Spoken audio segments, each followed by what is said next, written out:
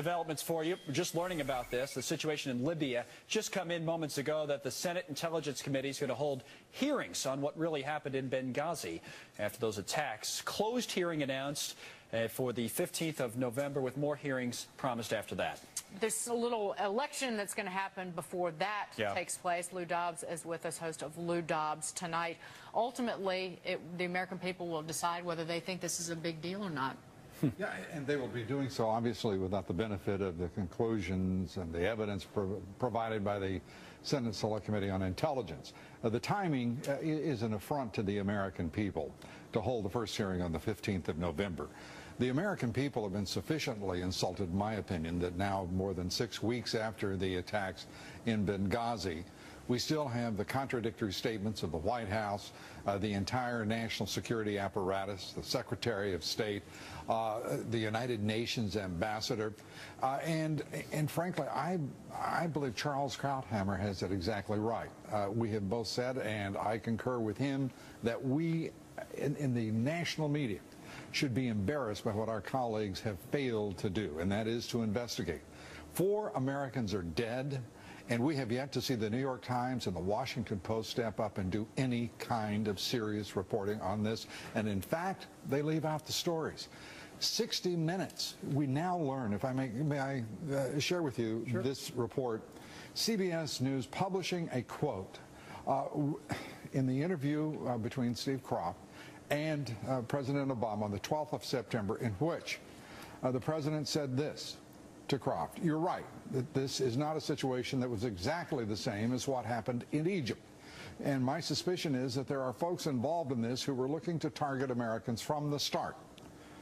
CBS News, 60 Minutes in particular, chose not to include that, not on their website, not on their broadcast.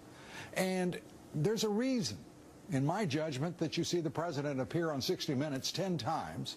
Then you see him on Telemundo, Univision, MTV, Jay Leno, David Letterman, and not talk with the White House press corps in a news conference since March of this year. So what do you think it's disgusting. The political fallout will be? And I asked that because Judge Napolitano was with us, remember, yesterday? Right. And he says to us, you know, even if somebody lied and we find out they lied, our only recourse on that is political. In other words, he says there's no legal recourse. The government can lie. Right, essentially, yeah. The government can lie to the people, is what the judge told us in this. By the way, we should be quite familiar with that reality. Right. So then the only option you have is to not vote for the people who lied if you don't want to. So how much will this affect the election, do you think? I believe it's already affected this election. I believe that the American people in these debates, a series of 3 debates, I love the wags who suggest these debates are unimportant, they're an anachronism, really need to be replaced by some other form.